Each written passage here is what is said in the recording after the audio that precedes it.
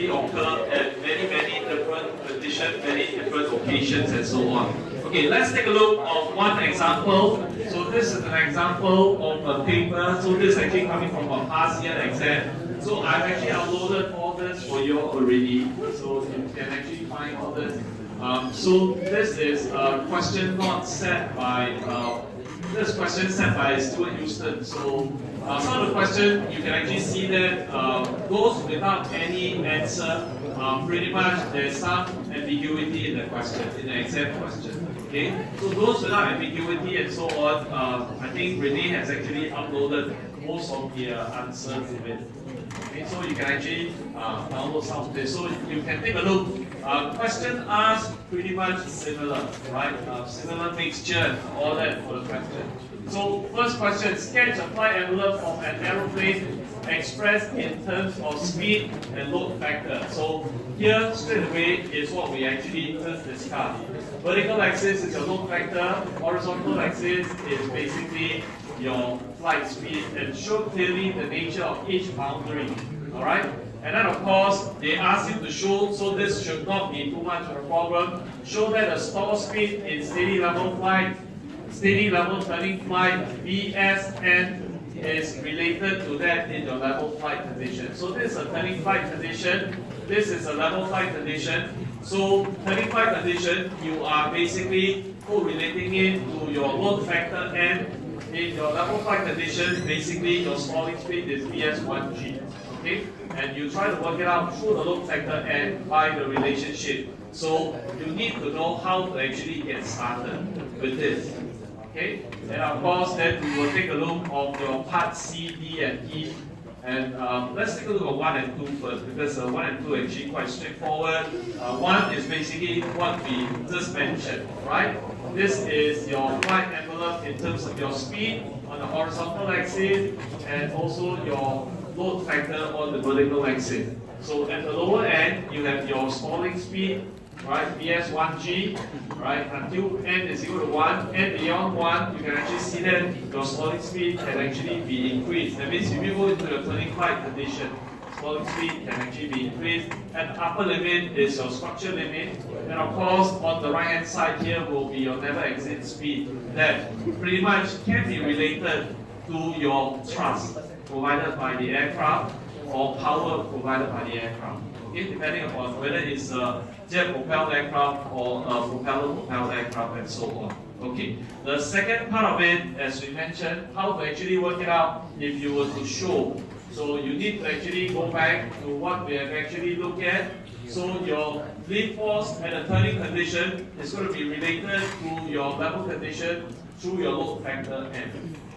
Okay, and then from here we need to work out the turn stalling speed versus your level flight condition stalling speed. So your level flight condition stalling speed is VS1G. And from here, straight away, you can actually work out to show that your stalling speed for turning flight correlate to your level flight through a square root of your load factor. Okay? Alright, so this is your part B. What about part C? Okay, part C is interesting. So you have a fighter aeroplane design specification requires the ability to sustain a turn rate at Mach 0.85. Okay, at an altitude of 10,000 meters, given that your airspeed is 296.3. I'm missing an S here. Limiting load factor in the sense that the upper limit, your structure limit, is 50% greater than the maneuvering load factor to ensure structural integrity. Meaning, if the airplane can go out to a load factor of 10, your upper structure limit is going to be 15 because it's 50% more. Okay, and we are given that this limiting load factor is equal to 13.5, and you are asked to work out what is the turn rate you can actually achieve.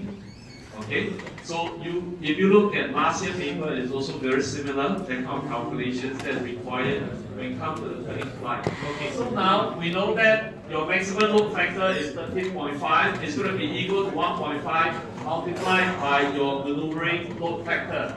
So we know that your maneuvering load factor is when you work it out, 13.5 is going to be equal to, so it's 13.5 is going to be equal to 1.5 times your n. So as a result, we can actually work out n is actually equal to 9 in this case. Okay, so now we know n is equal to 9. From the definition of the bank angle, we can actually resolve the force vertically and horizontally. In your horizontal direction, you have your L sine phi is equal to mv squared divided by r. Okay, your L sine phi is equal to mv squared divided by r. So as a result, in your horizontal force balance, you have your n sine phi is equal to v squared divided by gr. In vertical, n is equal to 1 over cosine phi. So load factor correlate directly to your bank angle. So in our case here, the load factor is equal to 9. Straight away, we can actually calculate what is the bank angle. Bank angle is going to be 83.26 degrees, right? Because we worked it out earlier on. Okay, so we can actually combine the two to come up with this equation that we have actually worked it out. Tangent phi is equal to v squared divided by gr. And this is your turn rate omega. Question basically asks you for the turn rate. So question asks you for V over R. V over R is going to be equal to G tangent phi divided by P. So you need to actually work it out based on the Mach number. We are given a Mach number, we are given the speed of sound at 10,000 meters. So we can actually work out what is the speed. Flight speed. So following the TAS follow from the Mach number and the local speed of sound 85 or 85 Mach number, local speed of sound at 10,000 meters is 296.3. You are actually turning at a speed of 251.9. That is a flight speed 251.9 meter per second. Okay, so if you have 251.9 meter per second, if you know what is a G, you know what is a turning angle, you should be able to work out what is your turn rate, and vice versa. From there, you can actually work out what is the radius of your turning. Okay, n is equal to 9, and that is why your bank angle is 83.62 degree. So with a 83.62 degree, we can actually work out that the turn rate will be 0.348 radian per second. Okay, and then from this relationship here, we can also work out from the turn rate, we can actually work out what will be the radius for this aircraft at 10,000 meters. At 10,000 meters, this aircraft will be actually turning at 720 meter radius. Okay, so that is, I guess, what we were asked to do, determine the turn rate and the flight condition described above. The turning radius. Okay, first determine the turn rate, second determine the turning radius. Okay, all right. Okay, back to a little bit of the revision, right? We mentioned that after this, we will go through a little bit of the revision. So these are the things that you need to be very familiarized. How to actually make use of altitude versus temperature, also altitude versus density. Right? A few things that we need to remember. Right? At sea level condition, what is the density? 1.225. At sea level condition, what is the temperature? 288.15 degree Kelvin, and also your pressure 101.325. More to use will be your density, your air density, and of course, the other thing that we need will be basically the speed of sound. I believe typically speed of sound will be given because under this ISA condition, the table here, we do not have your speed of sound for various different altitude. Okay, so this is a table that you need to be familiarized because you need this in all your calculation, right? You do realize that your density is actually decreasing, right? Based on certain lapse rate, then it will be actually decreasing with increasing altitude. So does the temperature also. So we will take a look later on how do we actually correlate the two. Okay, this way we can actually correlate. We can actually correlate your speed of sound versus your temperature and so on. Okay. Okay. So one of the key things, as we mentioned, right, your speed definition. The speed definition that we have covered so far, what will be your full speed definition that we have covered so far? Very quickly, your IAS, CAS, PAS, PAS. Last, what is the last one? Mach number. So these are things that you need to be very familiarized. What is your indicated airspeed? Where does the indicated airspeed come about? Instrument. Then what is your your calibration airspeed, CAS? Correction airspeed, right? Correction for what? Instrumentation error, placement of your little tubes and so on and so forth, right? Then of course, then you have your equivalent airspeed. Equivalent airspeed pretty much come about due to your compressibility, right? Because what happened here is when you're flying at a low speed, compressibility is not too much of a problem. If you increase your speed, that your airspeed that you're flying, especially above Mach 0.3, 0.4, which is basically equation or the example that we are looking at, Mach 0.7, 0.8 is actually above. Then of course your compressibility effect will come in. Then of course the one that you need also is your true airspeed, right? Your TAS. TAS is basically the speed that your aircraft is actually flying.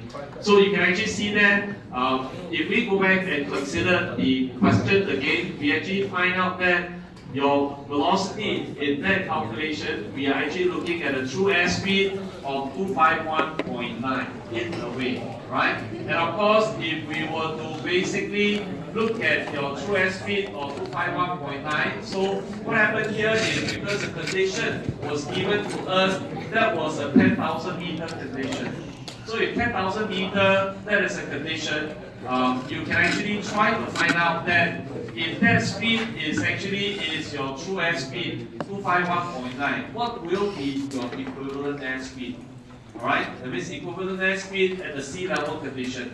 So we know that at 10,000 meter, right, your density is 0.4125 kilogram per cubic meter. From which, if we were to equate the two equations based on the dynamic pressure, Q is equal to half rho TAS squared is going to be equal to half rho naught TAS squared. We work out the ratio between the TAS and the EAS based on your density. Okay? And we can actually see that from there, we can actually work out what is the EAS. EAS basically is just 146.21. Okay? So at 10,000 meter, if the aircraft is actually flying at 251.9 meter per second, the equivalent airspeed at the sea level condition is 146.21. Okay, so this is something that we can actually use it for some of the calculations and so on. So in this aircraft, it's actually at the stall boundary. Okay, so say for example, if this aircraft is actually at the stall boundary at n is equal to 9, a Mach of 0.85, and again is at 10,000 meter altitude. So what happened here, we can actually use the equivalent airspeed definition to work out the turning performance, right, at the stall limit at different altitudes. So if we were to go back from the load factor, right, that we are actually at the stall condition. So if we work it out at a stall condition, so this is actually based on sea level condition, right, half rho naught EAS squared times S times your CL max. Okay, and this is basically your stall condition. So if we want to achieve the same load factor at a different altitude, so how do we actually go about trying to find out if we were to remain at the same stall limit of the aircraft? So what we actually need to do is you will realize that we only need to actually maintain the equivalent airspeed. Okay, so one thing that we will take a look is in the calculation here. If we go back to 2,500 meters, alright, at 2,500 meters, your true airspeed is 165.43.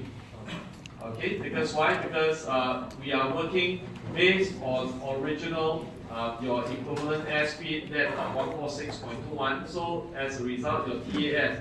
So now, if we were to find out what will be the Mach number we need to fly, okay, following your ambient temperature ratio between 2,500 meters and your 10,000 meters. So this is basically based on the relationship. If you remember, what is your airspeed equation? A is equal to what? Square root of gamma R T. Right? Because gamma is basically your specific heat capacity, and then this is your gas constant. So in the way, A1 is basically equal to square root of your T1 because you actually have a constant, right? You multiply by constant alpha. So your A2 is going to be equal to square root of T2 also multiplied by the same constant alpha. Right? Because that constant is not going to change. Your gas constant and your gamma is not going to change. So as a result, you can actually see that from these two relationships, at 2005 versus at 10,000, you can actually work it out, right? So A1 is going to be, or rather A2 in the way. So if I'm going to put A2 over A1, it's going to be equal to square root of T2 over square root of T1. So A2 is going to be equal to A1 multiplied by square root of T2 over T1, right? Which is basically your temperature ratio. Okay, so the temperature at 2005, we can actually work it out earlier on. We found is 271.9, and then at 10,000 meter is 223.15. So if we know that what is the speed of sound, right, at 10,000 meters, we can actually work out what is the speed of sound at 2,500 meters. And as a result, once you work that one out, you straight away, you can actually see that, well, you're actually at 2,500 meters, you're actually at 1.51. Okay, so that is a value that we have actually worked it out as a 1.51.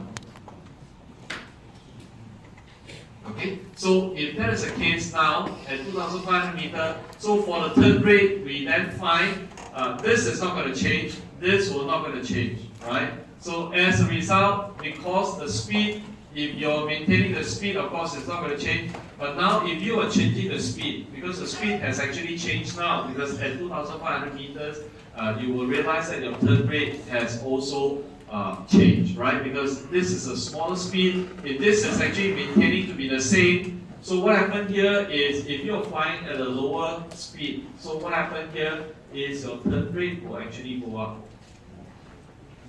Okay, turn rate will actually go up. So as a result, if the turn rate is going to go up, you will see that the radius actually reduced also, right? Because the turn rate has actually gone up. So if the speed has actually decreased, your turn rate has gone up, your radius has also gone down in a way, right? So you can actually see that now, because if you were to reduce your TAS, you will actually fly at a tighter turn. Because why? Because your radius is actually becoming smaller. Alright, so you're actually turning at a tighter turning radius because it's a smaller radius for this question example here. Okay?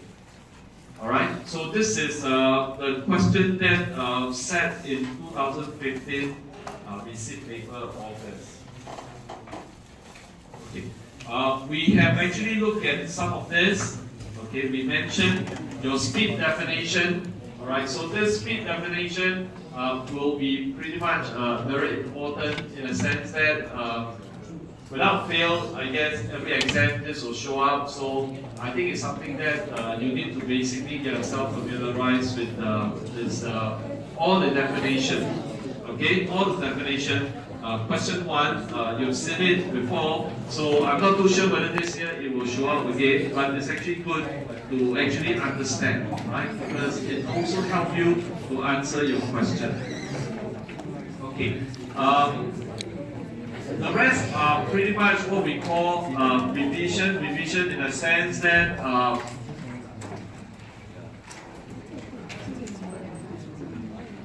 actually we don't need the session for tomorrow because these are basically all revision and it's going to be very fast if you're going to go through. So what I'll do is tomorrow after your tutorial, I'll return you your paper. Okay. Your quiz paper, you know what?